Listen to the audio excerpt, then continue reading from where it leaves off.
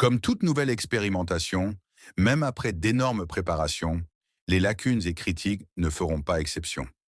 Tel est le cas de cette FIFA Coupe du Monde des clubs, première édition. 3 semaines après une saison énergivore, sous la température ardente du mois de juin, bref, toutes les conditions sont réunies pour ne pas jouer cette compétition.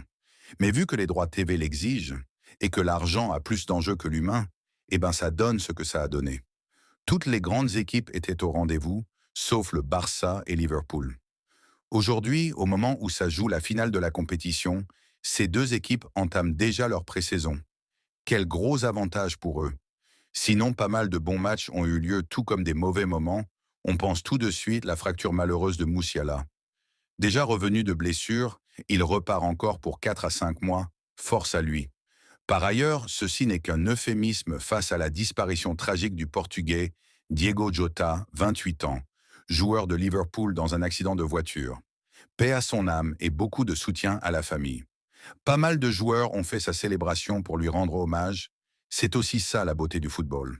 Et à la fin du tournoi, force est de constater que toutes les équipes se sont fait éclater une par une. Et c'est Chelsea qui sort heureux gagnant. Ces shippers incontestés du football, à chaque fois ils viennent de nulle part pour prendre un gros trophée puis disparaître. Aujourd'hui, Chelsea est le seul club de l'histoire à gagner tous les trophées créés qu'un club européen peut y aspirer. N'est-ce pas magnifique, à l'instar de cette finale d'où il fracasse le PSG 3 buts à 0. Une bonne piqûre d'humilité et de rappel pour ces Parisiens qui se prenaient déjà comme la meilleure équipe all-time pour 6 mois de bonnes performances. M.R.